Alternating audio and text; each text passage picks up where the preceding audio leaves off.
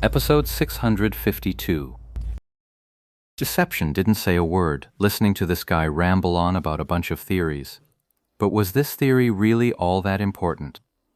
If it really was just the people behind them, Deception wouldn't need to understand this theory at all. He could just run a few laps in circles and shake them clean.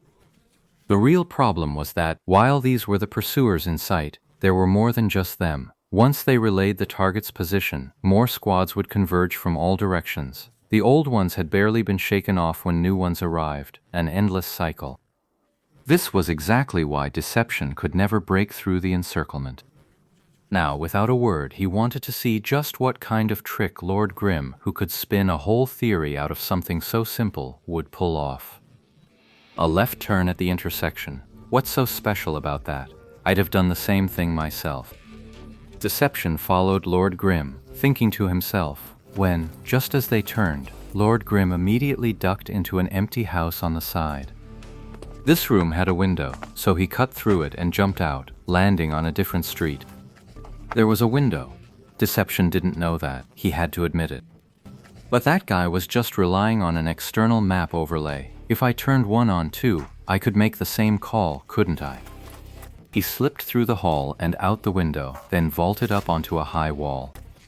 The map of a wilderness town wasn't some neat grid of straight streets. It was a tangle of wide lanes, narrow alleys, and dead ends that crisscrossed every which way. Since this map was named after the wilderness, it was clear it wouldn't be as large or complicated as a proper town. In truth, the vast majority of this leveling zone was still wilderness. The small town, with its built-up area, was just a corner of the map. This was exactly why the three major guilds could lock the area down tight, and with more reinforcements arriving by the minute, dodging the hunt was only getting harder. Deception followed Lord Grimm in silence, quietly taking in the route they were taking. The range wasn't large, but the variations were endless, and it wasn't just about sprinting non-stop. In some spots, Lord Grimm would call him to stop and wait.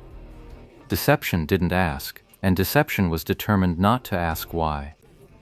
But he could already sense that Lord Grimm wasn't just circling to dodge the pursuers behind him. He was playing cat and mouse with everyone blocking his path.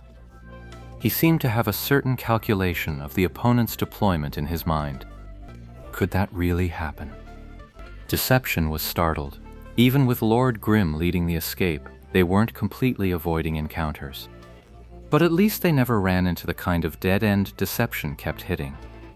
In those 3 minutes of running, he never once got into a fight. Every time someone crossed his path, another escape route opened up.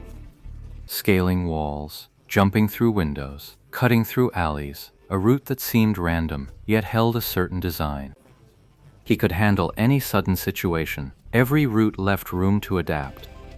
The concept of space wasn't just about giving the opponent choices. It was about always keeping options open for yourself. Suddenly, Deception understood. But to pull that off, mastering the terrain was the most basic requirement.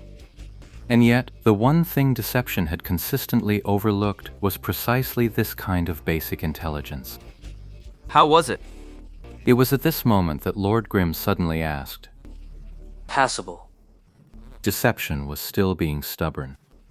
But at least you're safe now. Are you kidding me? We haven't escaped their encirclement yet.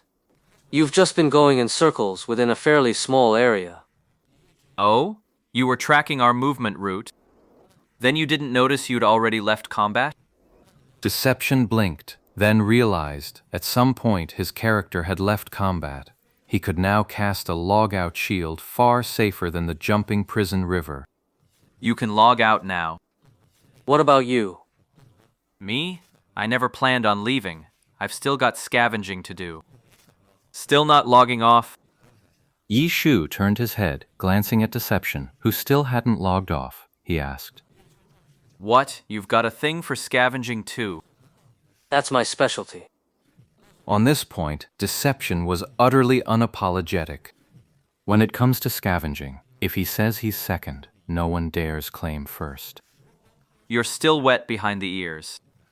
And just like that, they dismissed me outright. Looks like I'll have to teach you another lesson.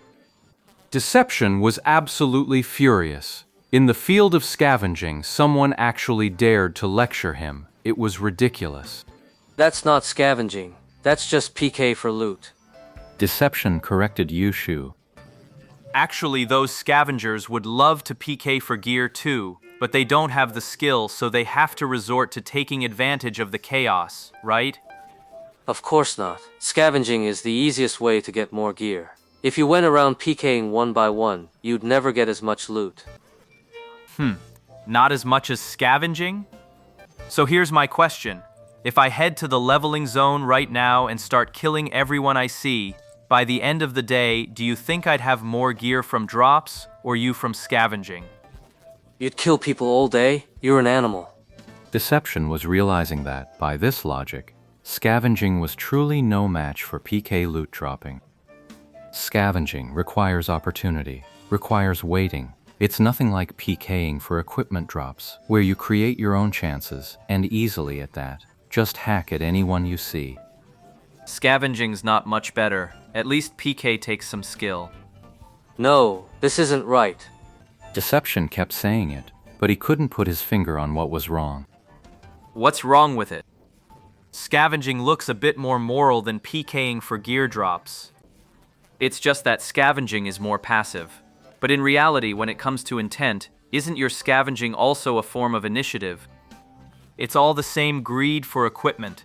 What's the difference between this and PK for drops?